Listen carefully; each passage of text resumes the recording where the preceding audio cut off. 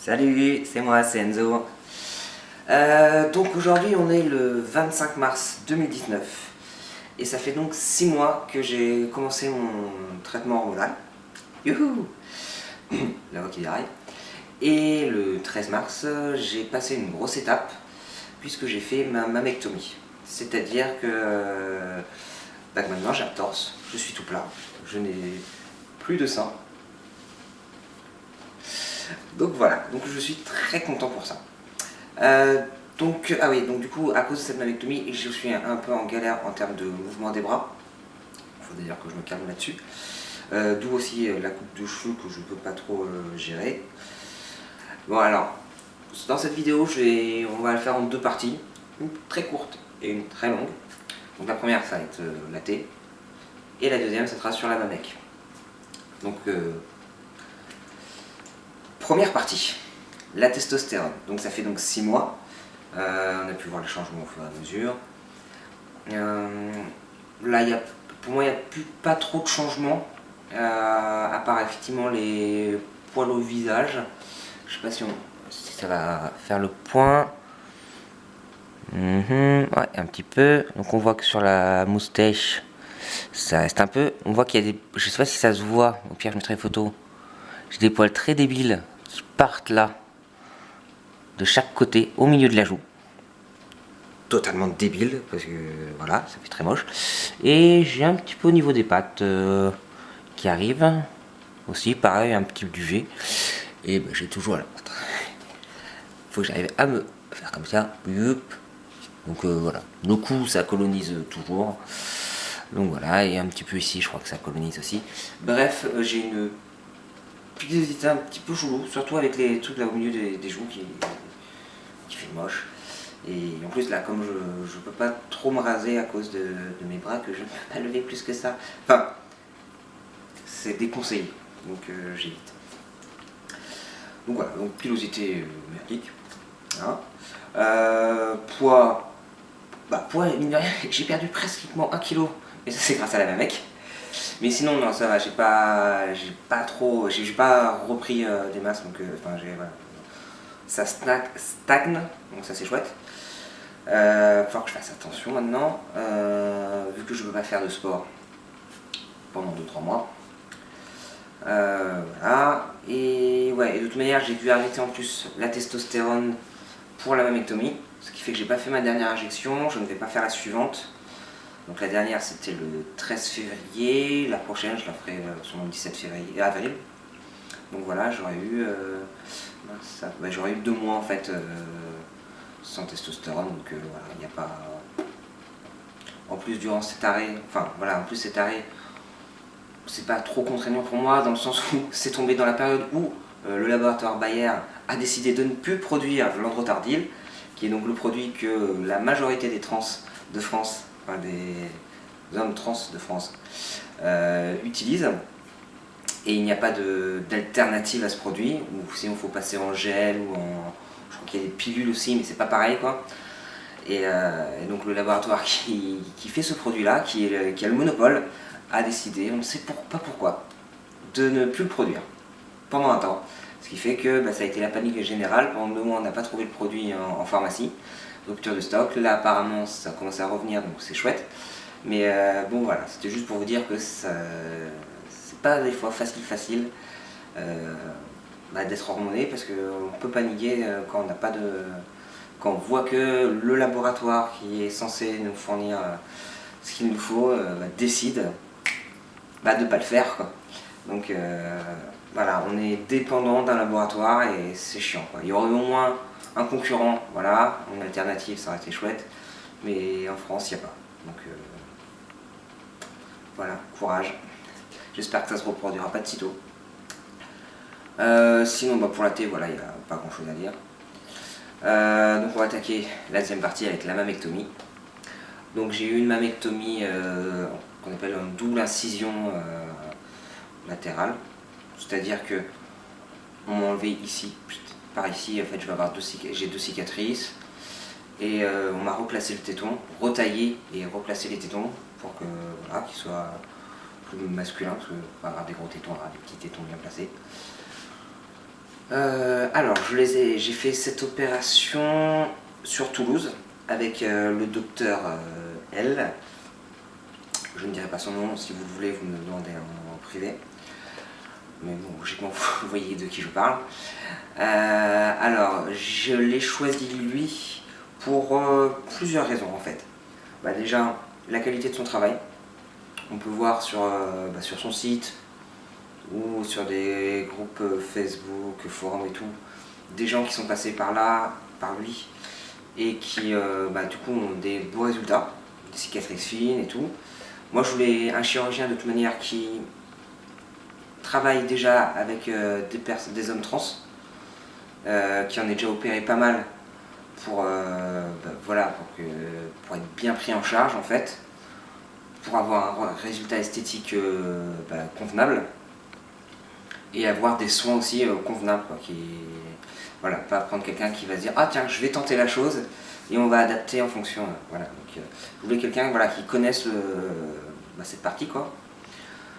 Après je voulais pas dépenser 5000 boules parce que en France en fait en dépassement d'honoraires on va payer entre 1000 et 5000 euros d'après ce que j'ai vu sur le net.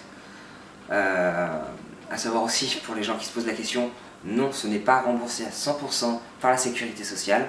Nous devons aussi payer des milliers d'euros pour ceci. C'est pas vous qui nous payez nos mammectomies, on vous le rassure. Voilà, donc après en fonction des chirurgiens, donc ça va de 1000 à 5000 euros.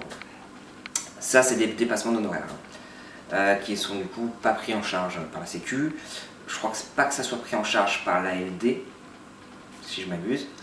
Par contre je crois peut-être qu'il y a des trans qui peuvent avoir ça gratuit s'ils passent par un parcours officiel, enfin dit officiel. Je pense que là dans ce cadre là c'est peut-être totalement gratuit. Et donc voilà, donc ouais, si vous passez par le public aussi, mais bon en général c'est pas forcément des médecins qui en pratiquent beaucoup à ma connaissance, hein. C'est juste des recherches que moi j'ai fait, je peux avoir tort sur certains trucs, donc voilà. Donc j'ai pris ce docteur là à Toulouse parce qu'en plus donc lui au niveau des dépassements d'honoraires il était correct et en fait il a souscrit à l'Optam qui fait qu'il a des dépassements d'honoraires contrôlés. Il va entre 1000 et 1500 euros en général en fonction je crois de la masse qu'il enlève. À ça il faut rajouter 200 euros pour l'anesthésiste, donc voilà. En plus comme il est Optam, pour ma mutuelle entreprise, c'est remboursé à 100%. Donc dans mon cas, effectivement, je ne débourse rien, mais c'est parce que c'est ma mutuelle que je paye qui me rembourse 100%. Donc voilà, renseignez-vous auprès de vos mutuelles s'ils peuvent vous rembourser tout ou partie. Hein, c'est toujours ça de prix. Et la troisième raison, donc l'esthétique, le travail, tout ça, le tarif. Et la troisième raison, c'est en plus il était à Toulouse. Ma femme vient de Toulouse, donc j'ai pu être hébergé chez sa maman, merci d'ailleurs, encore, avant et après l'opération.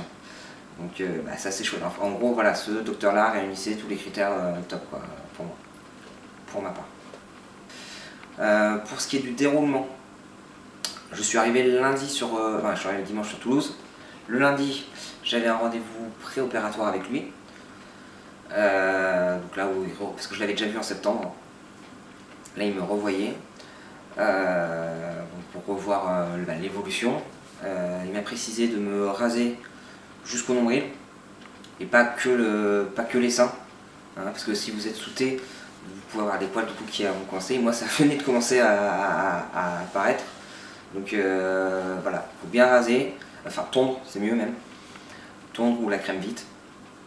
Et ça en fait ouais, jusqu'au nombril, parce qu'après on va avoir un pansement compressif et quand on vous l'enlève, si vous avez oublié d'enlever ici les poils là, juste en dessous, vous allez douiller. Voilà. Petit coucou d'ailleurs à Nathan s'il regarde cette vidéo, qui lui a douillé parce qu'il n'avait pas enlevé ses poils qui étaient en dessous quoi. Et ouais, coucou aussi à Lysandre qui était avec moi, qui s'est opéré juste avant moi, 2 heures avant moi. Et donc voilà, donc c'était cool parce qu'on était 3 à la clinique. Voilà. Donc ça, donc le lundi matin, donc rendez-vous pré-op. Ensuite, on enchaîne donc, dans la clinique avec le rendez-vous pour l'anesthésiste. Une prise de sang, toujours dans la clinique. Hein. Prise de sang. Après, on fait la préadmission. Car moi, comme je me suis opéré mercredi matin en deuxième, c'est-à-dire à partir de 10h30, je devais être à la clinique dès le mardi soir. Donc voilà, donc mardi soir, donc mardi, j'ai tout tendu. On est allé, mardi soir, on est retourné à la clinique. J'ai revu le docteur pour qu'il me fasse les marquages. Donc là, c'est des repères pour lui pour l'opération, donc au feutre. Alors à faire attention après, parce qu'après, à partir de ce moment-là, vous ne partez plus de binder. Parce que sinon, vous allez effacer les marques. Admission à la chambre royale. Franchement, très belle chambre, rien à dire. Vous faites une douche le soir à la bétadine, sans frotter là où il y a le marquage. Vous vous réveillez. Vous refaites une douche donc avant l'opération, le matin de l'opération. Et après, en gros, je crois sur les coups de 9h, il faut qu'on soit déjà à peu près, quoi, au cas où. Voilà, donc moi, on est venu me chercher à 10h50. Ouais, je crois. On est descendu. On m'a allongé et tout. Le docteur est arrivé juste avant l'opération pour me voir, passer bonjour, savoir si je ne stressais pas, si tout allait bien. Donc, moi, ça allait. On m'a emmené, on m'a mis le petit masque avec l'oxygène, on m'a endormi. Donc après l'opération, réveil en salle de réveil. Et là, une douleur autour des tétons. J'avais l'impression que des pinces avec des dents m'agrippaient les tétons. Ça me faisait trop mal. Bon, ça c'est ma douleur à moi, hein. Tout le monde ne travaillait pas avec ça. Mais avec ça, donc ils m'ont fait une petite... par la perf, ils m'ont mis des antidouleurs, des calmants. C'est passé, je me suis rendormi, réveillé. Là, on est remonté à la chambre, j'ai revu ma chérie, ça l'a rassurée parce qu'elle n'avait pas de nouvelles, la pauvre. Et voilà. Et le soir même, le chirurgien est repassé me voir, m'a montré en photo ce que ça donnait, ce qu'il avait fait, son travail. Donc là, je vais vous mettre la petite photo. Attention pour ceux qui n'aiment pas avoir des cicatrices. Donc voilà, donc ça c'est mon beau torse. De mercredi déjà, dès le soir, je peux me lever pour aller faire pipi. C'est bien. Le jeudi, pareil, je me suis levé pour un peu me balader en fin de journée. Vendredi, donc là, on est venu pour m'enlever ce fameux pansement compressif. Donc moi, n'ayant pas de poils, ça va aller. Juste à la fin, là, ça fait un peu mal au niveau du dernier drain. Donc là, on revoit un peu à quoi ça ressemble, quoi. Et on refait les pansements et tout, donc c'est chouette. Et samedi, on enlève les drains. Donc, sans déconner, enlever les drains, c'est rien. C'est franchement, et un côté j'ai rien senti, de l'autre côté, et à un moment donné j'ai senti, mais j'ai juste senti le truc passer. Ça faisait pas mal, j'ai juste senti. Voilà, donc il n'y a pas à paniquer là-dessus, sans déconner. Et une fois par contre, quand tu as enlevé les drains, alors déjà quand tu as enlevé le pansement compressif, tu te sens mieux, mais il y a toujours les drains qui font un peu chier parce qu'en fait, quand tu rabats tes bras, tu as les drains là et ça appuie, et c'est juste gênant, quoi. Ouais, niveau douleur, moi, à part donc, les drains ici, mais parce que j'appuie dessus, et de temps en temps ça pince un peu le téton, mais voilà. Et ça c'était sur les 2-3 premiers jours. Après il n'y avait plus rien. Donc ça c'était chouette. Et une fois qu'on t'a enlevé les drains, mais le bonheur, c'est tu peux bien bouger le bras, bien, mais pas trop. Même si tu peux, il faut pas. Et tu peux un peu mieux bouger les bras, tu peux aller aux toilettes sans te balader avec tes drains là, donc c'est chouette. Et le dimanche, j'ai quitté la clinique et je suis donc allé chez ma belle-mère. Pour ceux qui ne peuvent pas être hébergés ou qui n'ont pas une location pour la suite, vous restez juste un jour de plus en fait. Le chirurgien il vous revoit le lundi et après il vous refait, je crois, un gros pansement et tout pour faire le voyage. Pardon. Et donc du coup, moi, retour à la maison, repos, hein, on ne bouge pas, on ne fait rien, on évite un max, même si on se sent, on évite de bouger les bras. J'aime bien parce que c'est moi qui dis ça, mais je peux pas m'empêcher.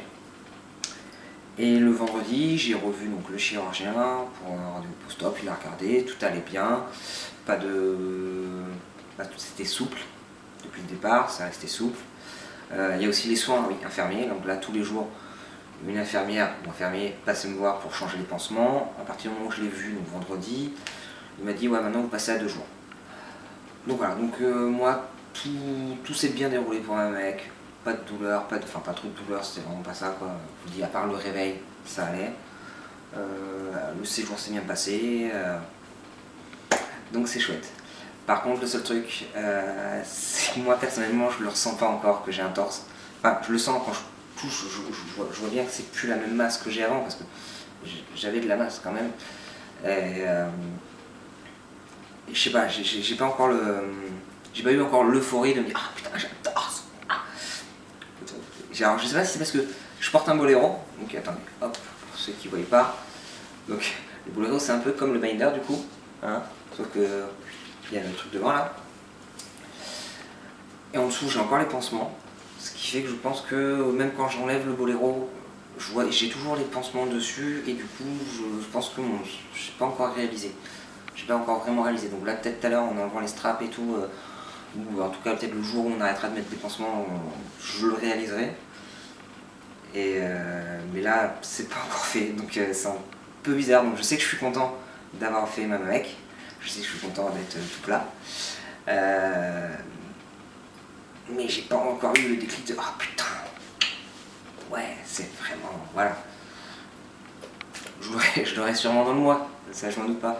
Mais voilà, mais sinon tout va bien, ne vous inquiétez pas. Pour ce qui est de la suite, là de toute manière ça va être les soins pour les cicatrices.